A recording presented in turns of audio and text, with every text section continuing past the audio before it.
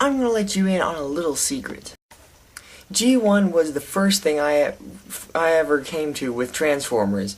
Sure, it was the movie that got me introduced to the concept, but I really got into Transformers when I first saw the original TV show, G1. And that's the thing that I want to do right now, is tell you that, basically, I'm planning a great scheme that means I'm going to collect all the Transformers, both Autobots and Decepticons, from the original 1984 line.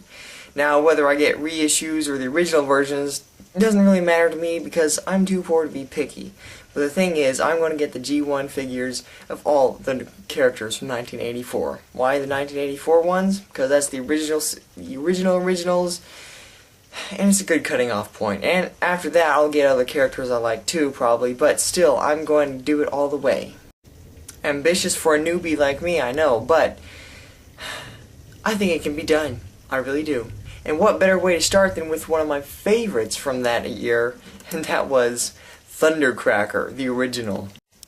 My oh my, how the Seekers have indeed changed since them old days.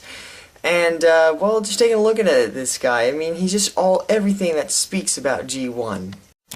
I mean, you got the big, the big columns up here. The, wings look like they're out of place all the way down here, like, you know, coming out of his midsection. But really, that's where they are indeed supposed to go.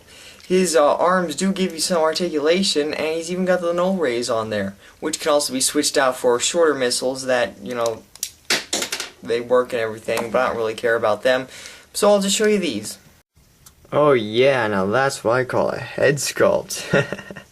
Yes, that was about as intense as it got back then, but still looks very nice and very retro.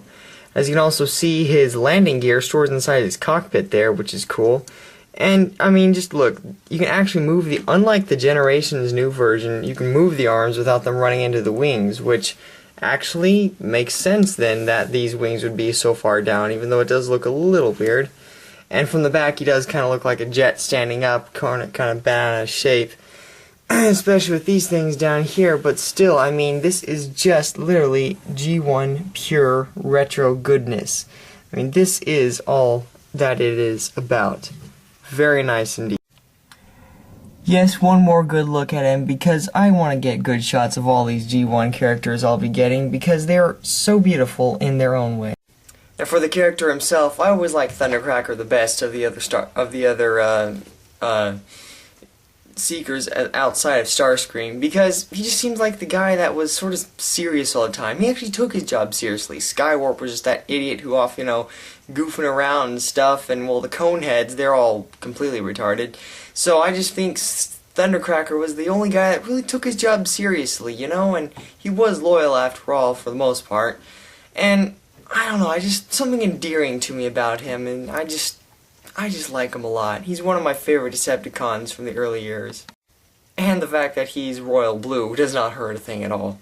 He's absolutely beautiful in this color scheme. But let's take a look at his alt mode, which is a beautiful jet. And here he is in his alt mode, this beautiful jet, which is actually fairly large, to tell you the truth.